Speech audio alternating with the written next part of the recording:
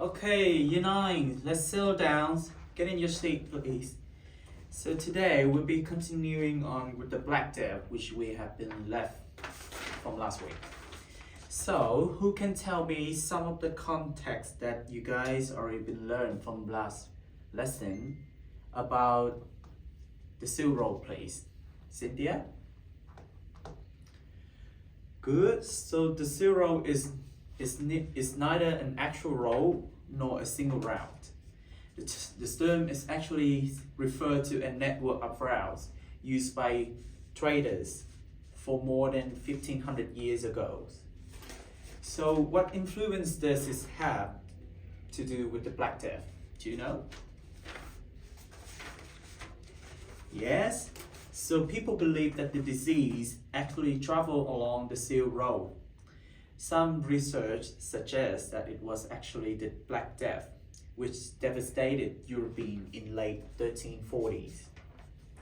So today's topic we'll be learning about the Black Death in more detail. So what makes the Black Death so deadly?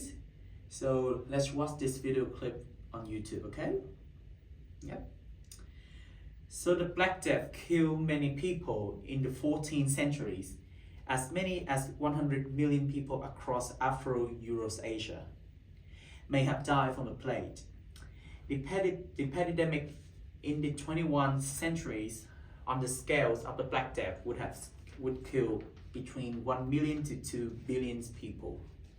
The plague killed up to 25 million Europeans out of the population of 75 million from 1347 to 1351, which is actually 1/3 of the European populations in some Italian cities and rural France. However, the death rate approached up to 60%.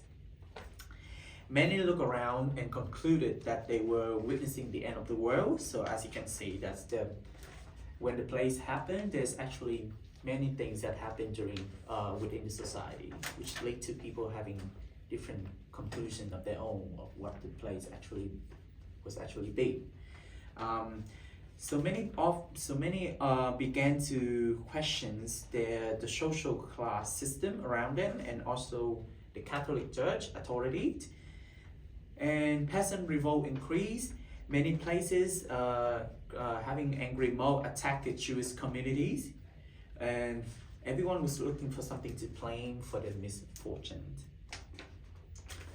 So someone please stand up and read the cause and outbreak section in their worksheet for me, please.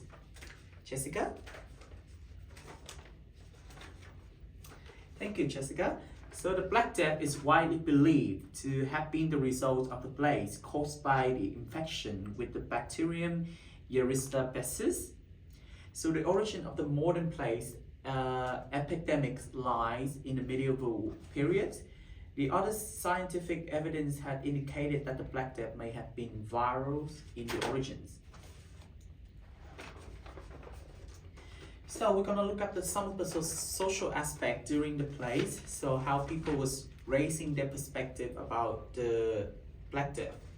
So some put towards the theory that the Black Death was a punishment from God for man's failure to meet the biological expectations, so which is a religious aspect. And some suggested that it started with the Jews polluting drinking water in the growing city of Europe, which is another aspect of social impact, whereas people start to blame other communities within the society. So populations, for example, the priest population declined. In the total of 30 to 40% of the English population perished in some villages, and that toll reached to 80 to 90%. It's estimated that London population reduced from 100,000 to 20,000 in a single generation. But there's some different aspect about the economic impact and the change of their working quality.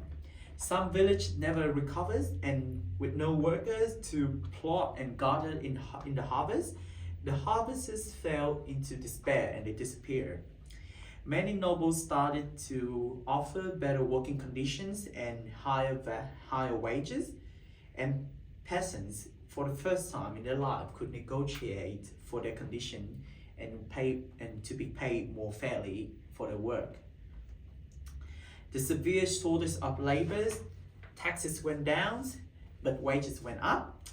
The drastic decrease in the population also meant that there was also an oversupply of goods, so product was actually cheaper during the Black Death, and the price dropped.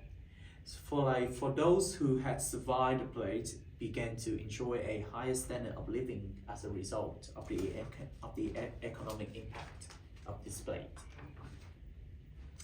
Medical knowledge and treatment. The diagnosis of the Black Death was based primarily on the observation of the characteristic symptoms. So as you can see that the doctors is only giving judgments of the plague by looking at the symptom on the patient body. So the lack of accurate understanding of the disease make it difficult for doctors to provide effective treatment. So doctors recommended some preventive measures such as isolating the sick, avoiding specific food, and using aromatic substance and fleeing the affected areas. So from your judgment, do you think it's actually working? No, right? Because the doctors, they asking people to isolating the sick, but they're actually asking them to avoid specific food, which is something that irrelevant, because while you've been sick, and especially fleeing the affected areas. So basically doctors were asking people to flee the area that have been affected, which is creating more traveling of the sickness around the area. Medieval physicians rely on the ancient authorities such as Hippocrates and Galen, who adhered to the homeopathological theory.